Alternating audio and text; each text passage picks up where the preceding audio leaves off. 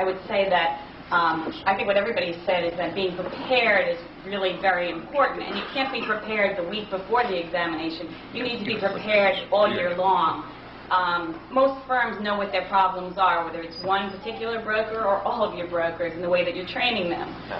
Throughout the year, one of the fundamental points any lawyer knows is mitigation. In order to mitigate your damages, it's my view that of course you have to do the proper supervision, but from a regulatory standpoint, you have to document that supervision pretty vigorously. And I think that documentation should certainly be passed by outside counsel or inside counsel to make sure that conflicts of interest and problems don't arise relating to that supervision. Because as soon as the regulators get on the scene, as soon as that first letter comes in, I mean, one of the things we talked about earlier that I think is the biggest problem out there is the conflict of interest.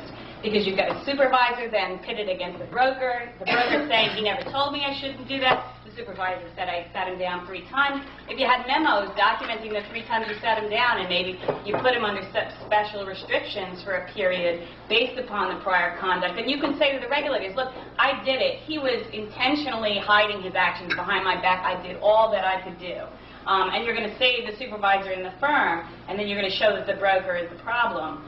I think one of the most crucial things that regulators need to do from the get-go, really, is to look at and to really adequately describe to people, especially, we'll talk about later on in record interviews, but, you know, what conflicts really are, and really fully disclose that, because I think that's where a lot of problems really start. And I think that you really have to adequately document supervision, because I've represented a number of supervisors and compliance officers over the years, and everybody says, well, we had this meeting and we had that meeting, and nobody can remember all the meetings, nobody can remember all of these corrective actions that were requested of the broker. But if you document these things, then you're in a much stronger position to say, I have a supervisory system reasonably designed to maintain and enforce rules and regulations, because the standard is very amorphous.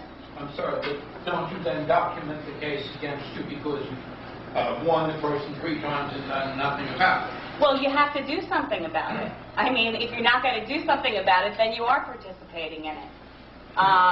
So, you know, I mean, if you truly want a good supervisory system, you have to put it there. And carry it out. And carry it out. Quite honestly, I personally came across a situation like that where that did in fact happen, but that was in essence what saved the supervisor. And so when it came where the rubber met the road and we were going to name an individual, we simply named the broker, because we felt that, and it comes down to a question of adequacy. Did you name the firm? Were the steps taken adequate? Did you name the firm? Did we name the firm? I don't recall. It's quite possible that we did not, because we felt that the systems in place were adequate and that the necessary steps were timely and were designed to supervise the individual appropriately. And we looked at that very hard. Because I've had that situation just now where I've gotten Wells notice in a case where the attorney at the association